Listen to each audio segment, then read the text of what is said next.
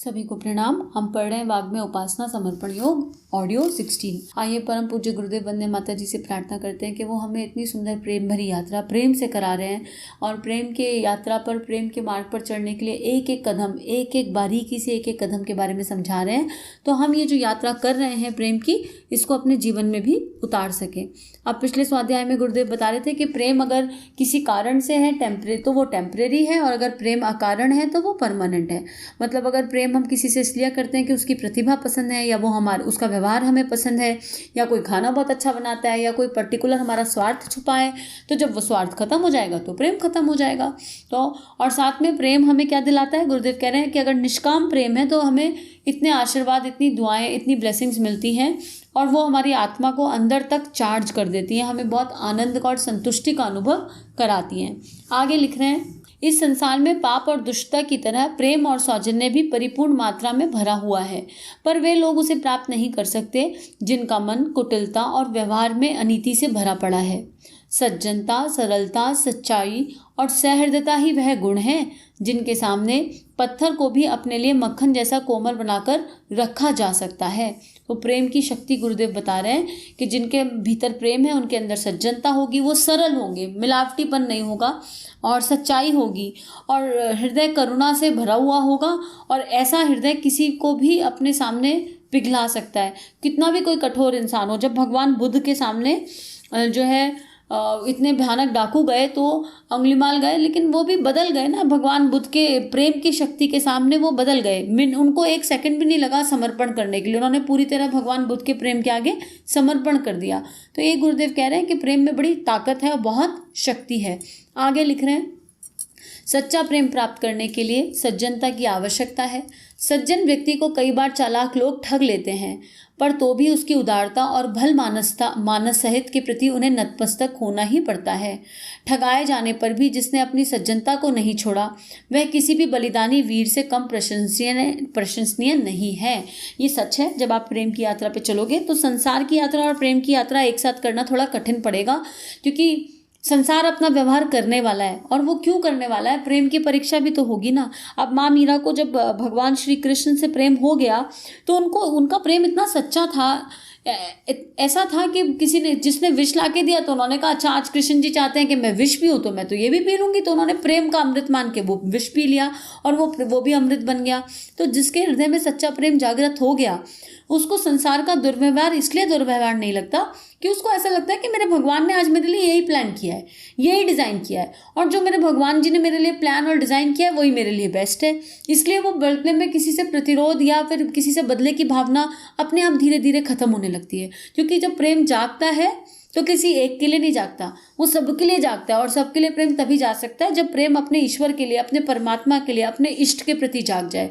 तो उसको हर तरफ, हर इंसान में वही दिखने लगेगा। हालांकि अभ्यास है और कृपा, अभ्यास तो बहुत लोग कर रहे हैं, पर कृपा हो जाए तो ये बात समझ में आती है। और प्रेम में आई तो ख़त्म करना पड़ेगा आपका। अब ये आसान थोड़ी ना है। जब गुरुदेव कह रहे हैं कि ये भी वीर हैं वो लोग जो किसी ने आपके साथ धोखा कर दिया, आपके कुछ पैसे लूट लिए, मान लो आपने किसी को उधार पैसे दिए, ठीक है, आज आपके पास था, भगवान ने आपको माध्यम बनाया, आपने किसी को कुछ पैसे उधार दे दिए। अब वो इंसान के पास, अब उसका बिजनेस अच्छा चल गया, सब कुछ बढ़िया हो गया, वो इंसान आपके पैसे नहीं दे रहा। अगर आपके मन में सच्चा प्रेम होगा ना तो आप उस पैसे के बारे में सोचोगे भी नहीं, आपके दिमाग में भी नहीं आएगा। आप सोचोगे ठीक है, जाने दे, उसका कर्म है, भगवान इसको क्षमा करना। इनफैक्ट आप ये सोचोगे भगवान इसको क्षमा करना। अब ये चेक करने वाली बात है कि प्रेम किससे ज़्यादा है, भगवान से ज़्यादा है कि वो जो पैसा दिया गया तो उस पैसे से ज़्यादा प्रेम है। अगर प्रेम पैसे से ज़्यादा है तो अटके बैठे रहो, उस पर्टिकुलर इंसान के प्रति अटके रहो, हाय हमारे पैसे नहीं दिए, हाय हमारे पैसे नहीं। और अगर प्रेम भगवान से ज़्यादा है तो मान लो कि भगवान ने आपको निमित्त बनाया था और इस माध्यम के थ्रू आपका टेस्टिंग हो रहा है और आपका पैसे का संस्कार धुल रहा है। अब पैसे से आसक्ति नहीं रहेगी।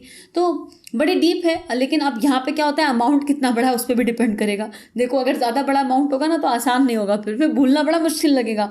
लेकिन यहीं पे अगर 10-20 रुपये विजुलाइज करोगे तो बहुत आसान लगेगा, 500-1000 रुपये विजुलाइज करोगे तो भी आसान लगेगा। जरा सोच के देखो कि आपकी संपत्ति का आपने 25% किसी को दे दिया, 10% किसी को दे दिया, है ना, और उसके पास आ गया और वो रिटर्न नहीं कर रहा, लेकिन आपको, आपके मन में उसके लिए कोई थ्रेट क्रिएट नहीं होना चाहिए, क्योंकि माया है ना, थ्रेट क्रिएट हो जाते हैं। तो यही चेक करने की ज़रूरत है कि हमें प्रेम किससे ज़्यादा है।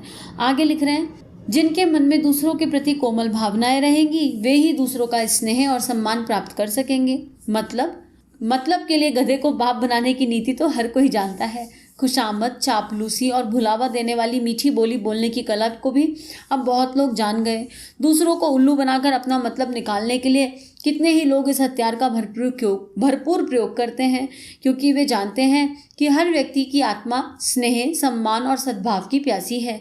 यदि वे नकली रूप में कहीं दिखाई पड़ते हैं तो भी उन्हें लुभाने के लिए कितने ही लोग इस हथियार का भरपूर प्रयोग भी करते हैं। जिस प्रकार बहेलिए दाना डालकर अपना जाल कबूतरों से भर लेते हैं, इन हथकंडों के बीच एक ही सत्य छिपा हुआ है कि हर व्यक्ति प्रेम का प्यासा है। सबको प्रेम चाहिए लेकिन देना किसी को नहीं। हमें प्रेम चाहिए, हमसे वो रिश्ता ऐसे करता है, फलाना ऐसे करता है, ढिमाका ऐसे करता है, पूरी दुनिया हमारे साथ अत्याचार कर रही है। हमने क्या किसी के साथ कभी कुछ अच्छा किया, ये भी झांक के देख लें। हमने कभी किसी से विशुद्ध प्रेम किया? किसी एक इंसान से भी ऐसा प्योरेस्ट फॉर्म ऑफ प्यार आपके हृदय में है जहाँ बदले में ना कोई चाह हो, ना कोई इच्छा हो, ना उस प्रेम के पीछे कोई कारण हो, ना वो प्रेम शरीर को बांध के रखना चाहता हो, बस वो है और होने के लिए है, आगे पीछे कुछ नहीं। अगर किसी एक से भी ऐसा प्रेम कर लिया ना, तो परमात्मा फिर आपके पीछे नहीं, आपके साथ साथ खड़े हैं, आपको गोदी में लिए खड़े हैं, ऐसा मान लो। लेकिन अपने भीतर चेक कर लें हम अच्छे तरीके से। हर इंसान को प्रेम चाहिए और उस प्रेम को और अपने तरीके से चाहिए। सबसे बड़ी प्रॉब्लम यह है कि अब प्रेम चाहिए भी और अपने तरीके से चाहिए। अब मान लो आपको 10 लोग प्रेम करते हैं, लेकिन आपकी गाड़ी किसी पर्टिकुलर एक पे अटकी है कि इस इंसान से प्रेम आना चाहिए, तो उन 10 का इग्नोर कर देंगे। अरे बाकी 10 जो प्रेम कर रहे हैं उनकी तरफ भी नज़र उठा के देख लो ना, उनको तो थैंक यू बोल दो कि भगवान उनके माध्यम से प्रेम तो भेजे हैं। नहीं, हमको तो इसी से चाहिए और इसी तरीके से चाहिए। अटक गई ना गाड़ी। तो आगे गुरुदेव समझा रहे हैं, हर किसी को सद्व्यवहार और सज्जनता की प्यास है। यह इतना प्रकट तथ्य है कि नकली प्रेम की विडंबना पर वैश्यों से लेकर प्रपंची ठगों तक सभी ने नकली मधुरता के लिए एक सफलता का व्यावसायिक अस्त्र बनाया हुआ है। यह तो हुई नकलीपन की बात। अब ये सब नकली है, जो नकली है उसके बारे में बता दिया गया। असली स्वरूप का आनंद तो इतना उत्कृष्ट है कि इसकी एक बूंद के बदले में मनुष्य अपना सर्वस्व निछावर कर सकता है। जब असली प्रेम की बात आती है ना, तो आंखों में अश्रु आ जाते हैं। इतना दिव्य है ये प्रेम, इतना दिव्य है। और भगवान से पूरे दिल से, अंतःकरण से प्रार्थना कि हम सबको भले ही इसकी एक बूंद मिले, स्वाद ज़रूर चखने को मिले इस जीवन काल में कि ये प्रेम कितना दिव्य है। यकीन मानिए वो एक पल ना पूरा जीवन जीने के लिए पर्याप्त होगा। पूरे जीवन को सहजता से उस एक बूंद के माध्यम से जिया जा सकता है। आगे गुरुदेव कह रहे हैं, प्रेम की असफलता में अनेकों आत्महत्या करते हैं। प्रेम की प्राप्ति के लिए लोग बड़े से बड़ा त्याग करते हैं। पति पत्नी के संबंध में तो बात स्पष्ट ही है।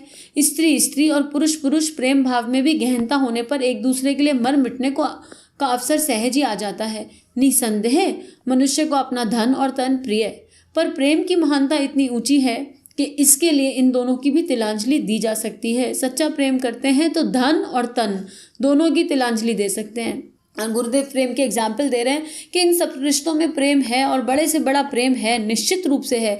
लेकिन हम अपने आप को देख लें कि सच्चा प्रेम कैसा है। सच्चे प्रेम की हम किस लेवल पे तैयार हैं, हमने कभी किया या नहीं किया। यदि सच्चे स्नेह और सच्चे सद्भाव की कुछ बूंदें मनुष्य को मिलती रहें तो वह रूखी रोटी खाकर और फटे चिथड़े पहनकर अमीरों और रईसों से अधिक आनंद एवं गर्व अनुभव करता है और जीवन व्यतीत और एक गौरवान्वित जीवन व्यतीत कर सकता है। 100% सत्य है ये। गुरुदेव की इसको अनुभव कराएं गुरुदेव हम सबको। फिर से यही प्रार्थना, क्योंकि ये अनुभव की चीज़ है। किसी चीज़ की कमी जीवन में महसूस नहीं हो सकती जब सच्चा प्रेम जाग जाए। परिवार के छोटे से छोटे दायरे में जिस धर्म पत्नी की अनन्यता, बच्चों की श्रद्धा, भाई का विश्वास, बहन की ममता, माता का वात्सल्य, पिता का प्रेम, नौकरी की वफादारी प्राप्त है, उसे अगणित समस्याएं सामने रहते हुए भी अपना जीवन स्वर्गीय शांति से परिपूर्ण दिखाई देगा। फिर जिसके मित्र, स्वजन, परिजन, परिचित, संबंधी प्रेम का व्यवहार रखने लगे, तब तो कहना ही क्या, उसके जीवन में हर दिशा में आनंद की निर्झरी बहती रहेगी। अब लेकिन परीक्षाएं होंगी, ऐसा नहीं एक बार में ऐसा हो जाएगा। परीक्षा होती है, टेस्ट होते हैं। और दूसरा, प्रेम की यात्रा पे एक्सपेक्टेशन खत्म हो जाती है। हर रिश्ते के प्रति हम अपना कर्तव्य निभाने की कोशिश करते हैं अपने तन मन धन से, जितने अपने बस में कैपेसिटी है। यहाँ दूसरों की एक्सपेक्टेशंस को पूरी करने की बात नहीं की जा रही। अपनी अंतरात्मा से, अपनी सारी शक्ति के साथ, अपने हर रिश्ते के प्रति सच्चाई से अपना हर फर्ज निभाने की कोशिश प्रेम करता है, अगर सच्चा प्रेम है, बदले में बिना कुछ चाहे, फिर बदले में अगर फूल मिल जाए तो फूल से ही, और चप्पल मिले तो चप्पल से ही, जो मिल जाए, क्योंकि बदले में तो कुछ चाहा ही नहीं, तो फूल और चप्पल स्पर्श ही नहीं कर पाएंगे अंदर। आगे, एक प्रेममयी अर्थात आत्मभाव से परिपूर्ण परिस्थितियां प्राप्त कर सकना हर किसी के लिए नितांत सरल और संभव है। दुनिया में हर चीज की कीमत होती है, यहाँ बिना कीमत चुकाए कुछ नहीं मिलता।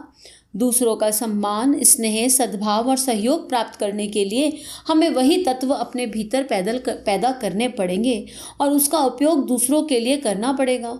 चुंबक अपने सजातीय लोहे को अपनी तरफ खींचता है।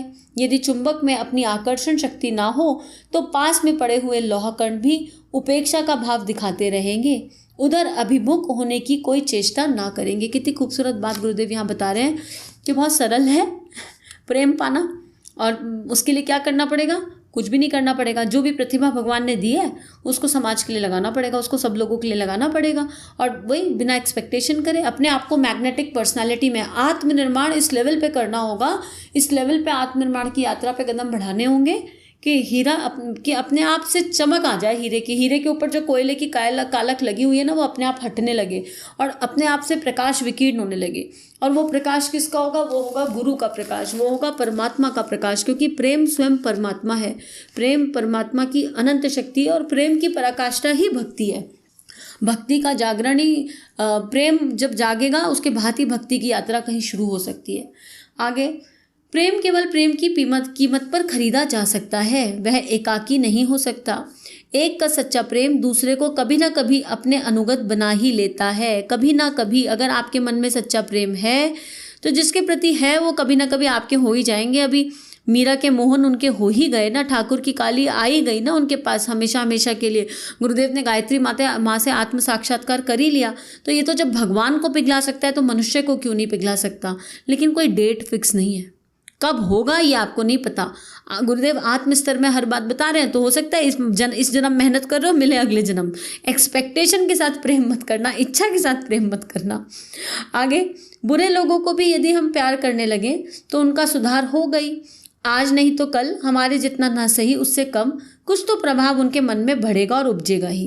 कई बार क्या होता है इस यात्रा पे, पहले तो अभी बुरे लोग लिख रहे हैं गुरुदेव, लेकिन धीरे धीरे जब प्रेम की यात्रा चलेगी ना तो कोई बुरा लगेगा ही नहीं।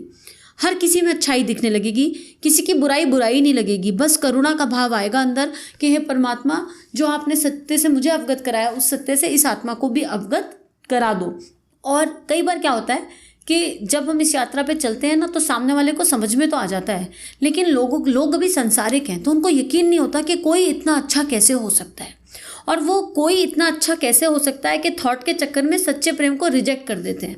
मान लो आप किसी से प्रेम करते हो और आपका प्रेम इसी लेवल पे दिव्यता से है, भगवान की कृपा से, और जिसके प्रति आपका प्रेम है वो जान रहा है, वो समझ रहा है, लेकिन उसकी बुद्धि, संसारिक बुद्धि उसको यकीन नहीं करने देती। कई बार अरे कोई इतना अच्छा हो ही नहीं सकता, हमने इतना बुरा किया इनके साथ, क्यों नहीं करने देती? क्योंकि उनको तो पता है कि उनका व्यवहार कैसा था, उनको पता है उनका व्यवहार अनुचित था, उनको नहीं करना चाहिए था जो व्यवहार उन्होंने किया।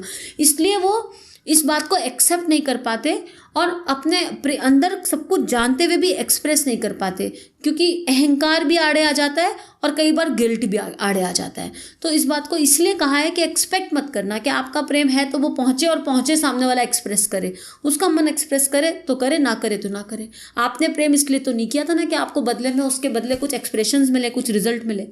सच्चे मन से किया हुआ प्रेम कभी निरर्थक नहीं जाता। इसको लाइन को रट लीजिए अच्छे से, सच्चे मन से किया हुआ प्रेम कभी निरर्थक नहीं जाता, तो और नहीं जा सकता निरर्थक। कहीं ना कहीं से किसी ना किसी रूप में परमात्मा आपके जीवन में प्रकट हो ही जाएंगे अगर आपने किसी एक से भी सच्चे मन से प्रेम कर लिया। उसके द्वारा पत्थर की मूर्तियों और कागज के चित्र देवता बनकर हमें आनंद से ओतप्रोत कर सकते हैं। तो फिर हाड़ मास का सजीव प्राणी प्रत्युत्तर में सर्वथा प्रेम विहीन कैसे बना रहेगा?